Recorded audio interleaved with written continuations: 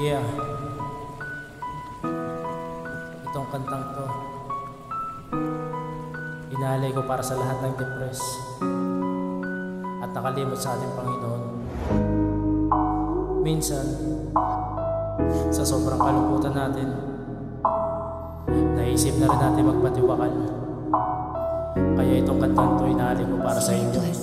Patong-patong na problema, hindi na malutas. Gusto ko nang kumawala pero walang ligtas. Mga luha sa mata ay tumatagaktak. Kahit anong punas, kusang pumapatak.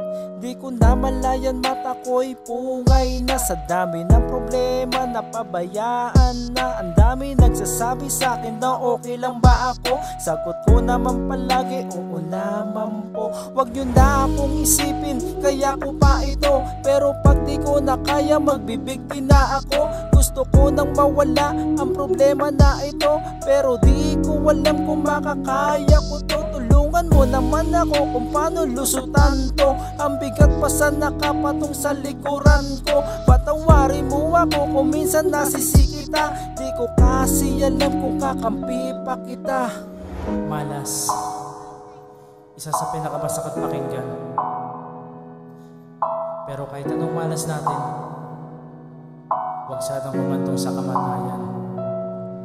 Aminadong nagkasala ako sa iyo, pero wag namang ganito ang igaganti mo. Parang ayaw mo na sa'kin, iniwanan mo na ako. Gusto ko nang umiyak para gumaang loob ko. Napakabuti mo sa'kin pero nagloko ako. Patawarin mo ako sa mga kasalanan ko. Pakiusap, bawasan mo naman ang problema ko. Kasi di ko na kaya, gusto ko nang mawala. Ano ba?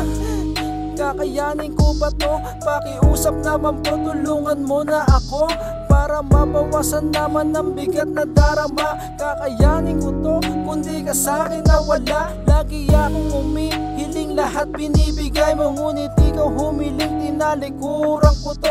Kaya tanggap ko na sa'kin lahat ay mawala. Pero pakiusap, wag ka lang mawala.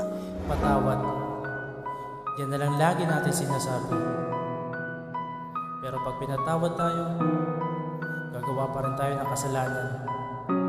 Paulit-ulit na lang tayo naglolokohan.